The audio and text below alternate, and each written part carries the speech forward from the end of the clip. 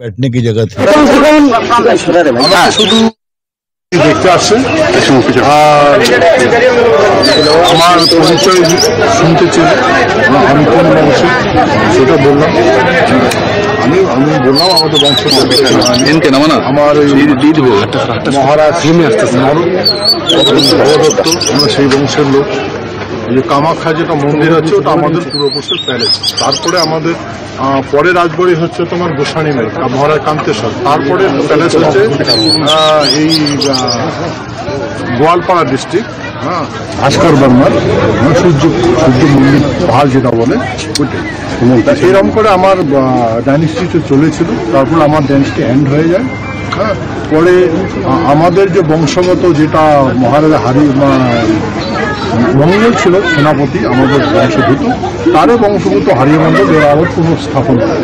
তার বংশ 26তম মহারাজা যখন সমাপ্ত হয় তারপরে ওনার ভাতিজা ইন্দ্রজিতের ছেলে বিরাজেন্দ্র নারায়ণ তাই যখন প্রয়াত হয়, তারপরে 1994 সনে আমার করোনেশন হয় আমাদের ওই প্যালেসে, তখন তো এখানকার লোক আমাকে এই রূপে দেখে।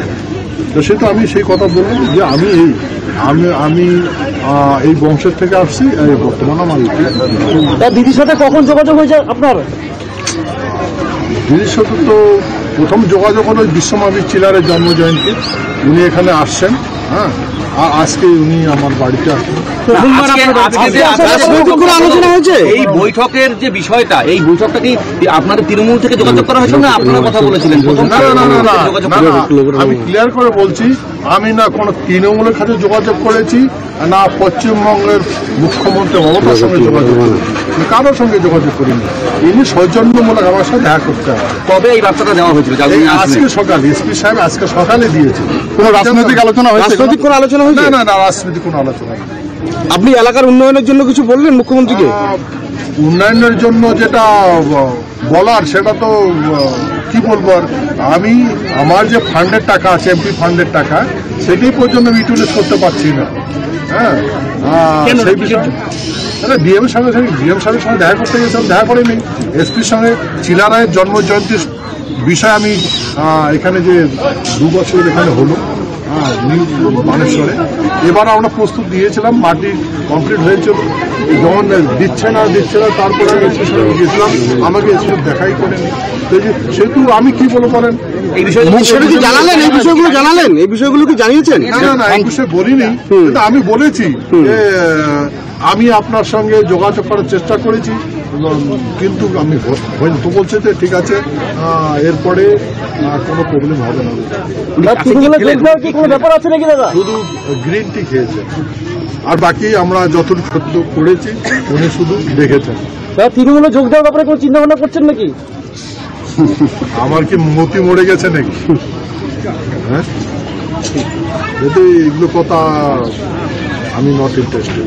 কোনো বার্তা দিলে আমি কোনো পলিটিক্যাল দলে নেই, আপনারা বুঝেন, আমি কোনো পলিটিক্যাল দলে নেই, ঠিক আছে?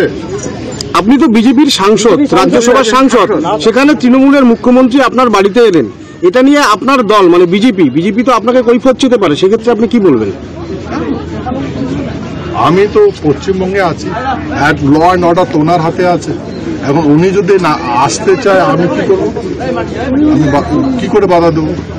কিন্তু আমার যেটা গৃহস্থ ধর্মের যেটা নীতি, উনি আসছেন, হ্যাঁ, উনি বলছেন আমি আপনার বাড়িতে যাচ্ছি, আমার এসপি সাহেব বলেছেন আপনার বাড়িতে আসছে।